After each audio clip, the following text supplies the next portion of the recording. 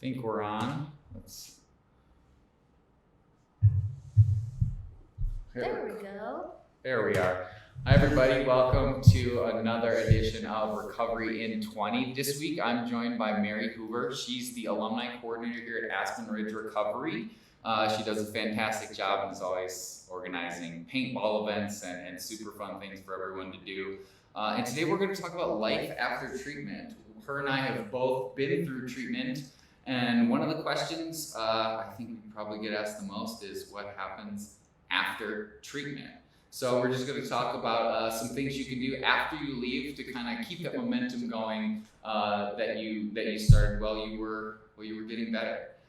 Thank you for being here. Thanks for having me. So I'm just getting out of, let's say, a residential facility. I did my 28 days. I'm getting ready to go home. I'm packing up my bags. What is the first thing that I should do as soon as I leave those doors? Absolutely. Hopefully this is something that gets started before that last day of getting ready to walk out the door.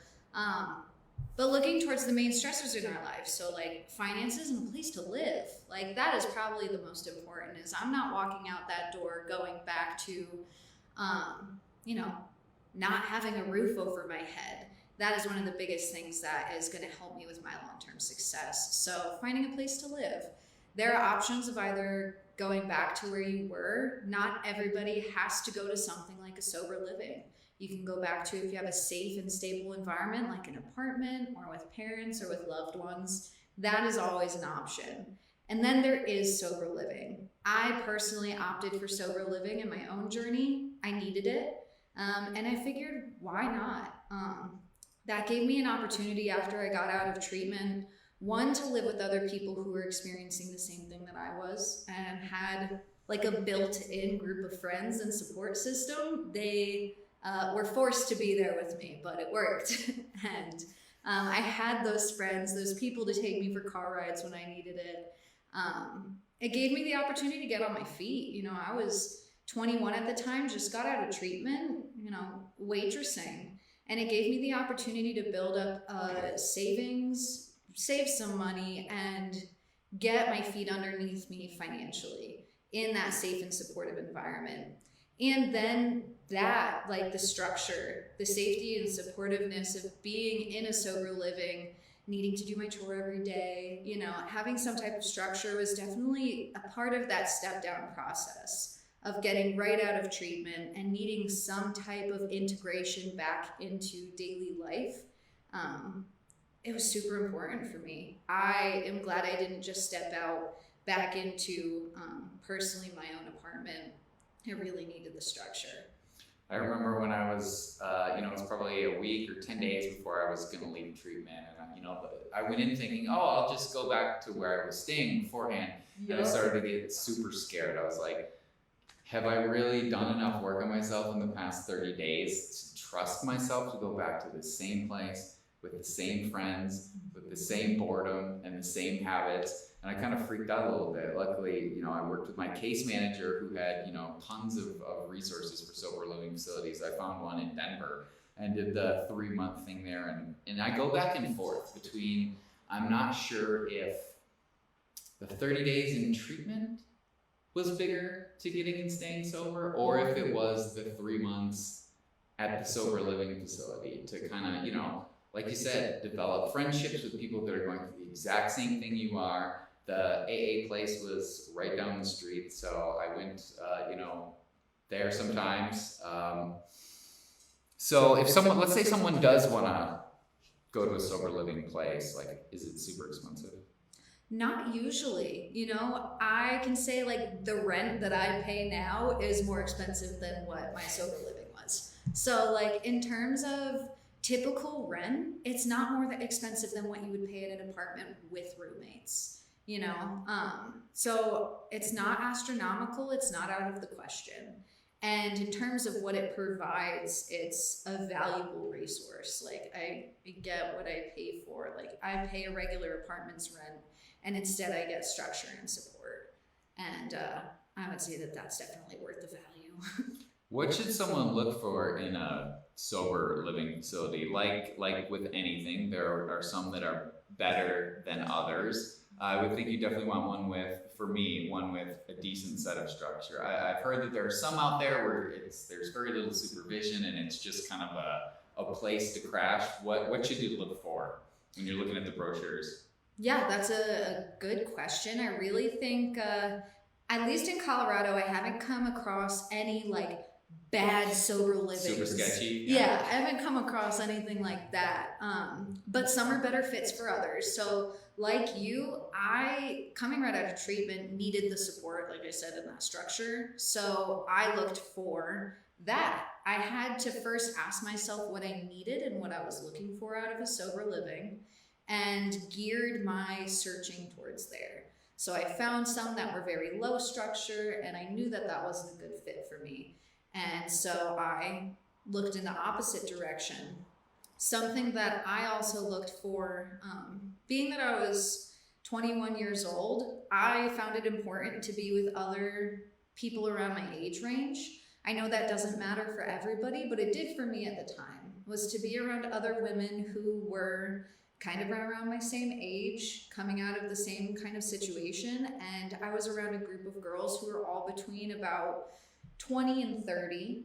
And we were all in our first like 6 months to year of sobriety. And that was really helpful because we were all kind of in that same time range, coming out of treatment. And God, I had one friend there that really saved my butt, because she and I had gone through treatment together, and we went to the same sober living, and we both needed that structure, and we helped provide it for each other. So I think also meshing with the people in that house is important. So sometimes even asking to do a tour and get to know the people there before you move in, because those are going to be your roommates. Those are going to sometimes be the people who save your ass sometimes. And that was also one of the biggest parts for me that kept me in sober living, was the people that I lived with. Same, just, people you can talk to, relate to, and, on a similar wavelength. How do you find a good one? I know we can Google sober living facilities, but how do you know which ones are good, which ones are bad? Or not as great as the others, I should say. Yeah. Ask questions. I know, especially in Colorado, we're super lucky to be in a space where it is so collaborative. So if you're wondering, you find this one place on Google, the website looks great, as most websites do, and like the pictures, the house looks nice. Call, and after going through a conversation with them, ask if they would recommend any others as you do your research. Most reputable sober livings will give you a couple of names. They're not there to just bring you into them. They will actually recommend you a few places in the area that they know. And that's usually a good telltale sign. If they don't, they might not be in it for the right reasons. Not always, but that's usually my first telltale sign, is if I ask for some recommendations, if they give me, if not just one name, a handful of names of the people that they know in the community that also have sober livings. That's a great idea, great tip. So I've just got out of treatment. I found a great sober living house to live in. I like everyone there. What do I do now? Next comes friends and support system. Friends are good. Yeah, friends are good. Friends are nice. I don't believe in the notion that you have to get rid of all of your old friends, the ones that are supportive, obviously, but I also had to move in a direction of getting new ones and finding a new support system. And I did that through finding a recovery program that worked for me. There's so many out there. There's all 12-step programs. There's Smart Recovery, which is based on kind of brain chemistry, scientific research, stuff like that. There's Celebrate Recovery, which has religious backing in Christianity. Refuge Recovery and Recovery Dharma, which are backed by Buddhist and Hindu, really meditative and stuff like that. And so there's really everything, there's something out there for everybody. And there's no one way to do it. There's no one pathway. I know we function from all pathways of recovery, and I really do believe in that, is we are all different and looking for something different. And the resources are out there. Cool. So I found a 12-step smart recovery, some sort of support group. What about fun? What do I do for fun? Yes. Fun is such an important part of my sobriety, and I feel like in terms of like long-lived and long-term sobriety in general, I say I live a life worth being sober for. And I didn't know what I liked. I had no idea. So you're just getting to know who you are again, because you've been so anesthetized for like what the heck do I enjoy? I don't know. And so that's where places like the Phoenix Multisport, that was something I was exposed to while I was in treatment, and I was super grateful. The Phoenix Multisport is a group of sober individuals in recovery who do fitness things, rock climbing, mountain biking, cycling, CrossFit. Camping. They do camping trips to Moab every year. They do like really, really awesome, fun, not just, okay, this is kind of fun, like really fun things. Yes, I've always wanted to do the Moab one. I haven't yet, but knock on wood, I will get there one year. We'll have to do some research and see if it's happening this year. Yeah. But it's awesome and it's free. And the only requirement to go there is 48 hours of sobriety. You are not required to identify as someone in recovery. They just ask for that requirement of having 48 hours sober. So bring your friends, bring your family. I brought my mom one time. She loved it. So the Phoenix is a really great resource, especially for a fitness community. Then there's things like alumni programming. If you have been through any type of treatment center, 99.9% of the time they have some type of alumni program. Maybe I'm a little biased, but I think it's amazing. I probably have the most fun at our events out of everybody. We go paintballing, we go, hiking. So you guys went to Cave of the Winds recently down in Colorado Springs. That's a cool place. Yeah. We do fun things that just gets not only myself, but our alumni acquainted with the resources that the community has to offer.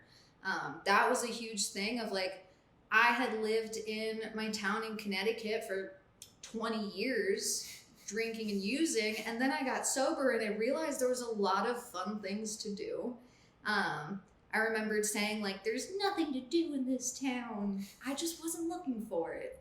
So that's my goal with the alumni program, is to acquaint our alumni with the resources that the community has to offer. That's fun, that's service centered sometimes, that's fellowship centered, that gets people connected to their community so that they can continue to engage in those activities, whether it's an alumni program or alumni activity or event or not. So just ask your friends even. Like, I had to ask, what do you like? Ask around at whatever 12-step or smart recovery meetings you're at. Those people are going to be a great resource to know some good, healthy, fun activities. Right. That's how I started my love of like backpacking, was just the people around me were going backpacking and I was like, I want to be like a cool outdoor person. Like, can I come? And now it's something that's like a huge part of the fun aspect of my recovery. So yeah, just ask people, go with them, get out of your comfort zone. Nice. And if you guys are interested in learning more about the Phoenix, thephoenix.org, you can find out all kinds of cool events from them on their website. They do free rock climbing at the Boulder Rock Club. If you're in the Boulder, Denver area, check them out. All right, so we've got a place to live, we've got friends, we're climbing rocks, we're canoeing. What's the third thing I need to do? So that comes down to continuing the progress that you made in treatment. So that can be through continuing with an intensive outpatient program, even outpatient once a week, or some type of therapeutic resource. One-on-one private counselor. I did therapy until I had 2 years sober. So I continued for over a year and a half after I got out of treatment. And I just did it once a week, sometimes twice a month. It filtered down as I needed it. And that was a really huge resource to continue to address the aspects of my mental health that were also having an effect on like my ability to stay sober long term. So things like depression and anxiety, even just real life issues that were coming up on a week-to-week basis, to have somebody outside of my recovery program to talk to about it was really important for me, just to, like I said, address that mental health and have another form of support. It's just more support. Would you recommend finding a therapist with a substance use disorder background, someone with a history of treating people with addiction issues, or can you just go to any therapist you find on Psychology Today, wherever people find therapists? I would say absolutely looking for somebody with some type of substance abuse background. I know it was super helpful to me to have somebody who understood when I was talking about my recovery, or who understood when I was talking about the trauma that I had from my using days. And to be able to talk openly with somebody who I felt could understand and help treat that, it just helped the nature of our relationship with trust, which is really where I put the emphasis on. I was like, I need to trust this person, and knowing that they could understand all aspects of what I was going through, especially that substance use part, was really important for me. I did the same thing. I did the therapy, continued therapy afterwards, and I think that was great too. I think another thing that was really great and beneficial, kind of in that same vein, was I finally embraced meditation. In the 12-step rooms, you do hear a lot of, it's part of the steps to sort of develop some meditation practice. And I was always, this is some hippie, BS. I don't know what that is. Like, these people probably smell like incense and patchouli. I'm just not into it. But, I started going to Heart of Recovery. Most Shambhala centers around the country offer this cool little group. It's not a 12-step meeting, it's 12-step meeting-esque. Mm-hmm. And you do like a 20-minute meditation, and then you go around kind of like you do in one of the 12-step support groups and talk about whatever you need to. I thought those were great. There are apps you can use too. Have you used any of the apps? I haven't, but I've heard a lot about, what is it, Headspace? I think my roommate uses that, and she absolutely loves it. And on the topic of Shambhala centers, so I hadn't heard that till you brought it up. And then I looked more into it. They're in Denver, there's one in Boulder, there's one in Fort Collins. I was like blown away by how many they had in the area. So I definitely want to try that out. And you don't have to be you don't have to be a member or anything. You can just go once a week when they have it. They're pretty cool. That's nice. That's awesome. Yeah, meditation was something that I struggled with a lot. Trying to have the motivation to do it by myself, or the discipline, it just was not there. So it takes some work, yeah. Yeah, so like the guided meditations on YouTube even, was what I started with, on trying to sit down quietly for even just 2 minutes, because that was all I could sit still for. Headspace is like that. It starts off pretty slow. You can do 3 minutes at first, and they kind of ease you into it. It is a subscription-based thing, so it does cost, I don't know, 10 or 15 bucks a month. It's nothing crazy. It's as much as your iTunes. It's not a thing anymore. As much as your Apple Music or Spotify subscription. There's also, I actually got into Transcendental Meditation, TM. You can go to tm.org and learn more about it. You have to go to a TM center, and they'll teach you how to do it. It's over the course of 4 days. And if you're a student or a couple other things in the military, I believe you can get a discount to learn it. I definitely recommend checking out Transcendental Meditation. It's pretty cool. Calm is another great app to use if you're not kind of jiving with Headspace. But all right, so we got a place to live. We're hanging out with people. We've got a support group. We're going to therapy or IOP or OP, meditating. We're in a good space. Keep moving forward. Is there anything else you can think of that we need to do? Yeah, I would say just roll with the punches. Life has its ebbs and flows. Continue to reach out. I am someone who's open about my recovery. And once I got to that space of being comfortable, I realized how many people either are in recovery themselves or know someone who is.